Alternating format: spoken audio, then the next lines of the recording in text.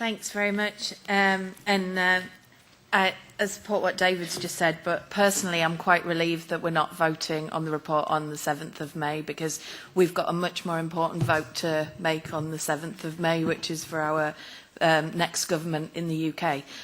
So it's a bit of a relief that we can focus on that. I think the number of amendments reflects public concern and the debate outside this House on TTIP. And therefore it's quite interesting to look through the amendments where the points of common ground are, and where there is quite a lot of scope. And I think it's going to be quite interesting for you and the shadows to see where that common ground is. But I think this is also a key point for the European Parliament in marking out our role in a post-Lisbon EU trade policy, and in advance of Malmström coming forward with the future plan on trade policy. I think it's very important to set out exactly how the European Parliament sees certain issues.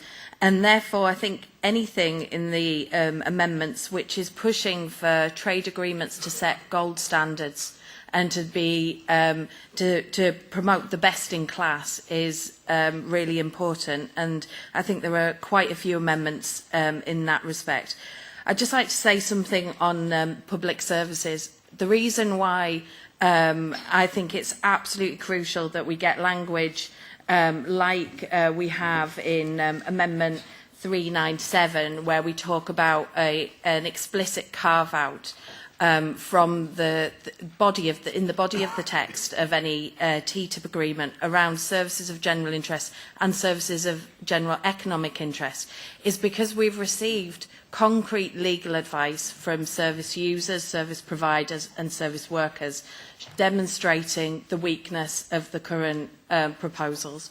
So whilst a joint statement from the two sides is really useful to show there's political will to exclude public services from the negotiations, that needs to be put into the body of the text to ensure that it's delivered concretely, and that our public services, however they're organised, provided or financed, are fully outside the scope of any agreement. And finally, on ISDS, I mean, I remain completely unconvinced that there's any reason why we should have ISDS in an agreement with the US. A mature legal system where domestic remedies are absolutely adequate to resolve any issue. And I think one of the clearest pieces of evidence, if we're allowed as the INTA committee to think about what the debate has been in some of the other committees, came from the debate in the ITRA committee, where there was a hearing held where small business were invited to talk about what they thought about TTIP. And there, in that hearing, was the clearest call from small businesses across Europe that there be no ISDS in the agreement because of the unfair discrimination that it creates for local companies in terms of judicial access. So I think it's really crucial that we find some common ground on these areas. Ultimately, I wish you a lot of good luck in getting to the plenary in June. Thanks a lot from me.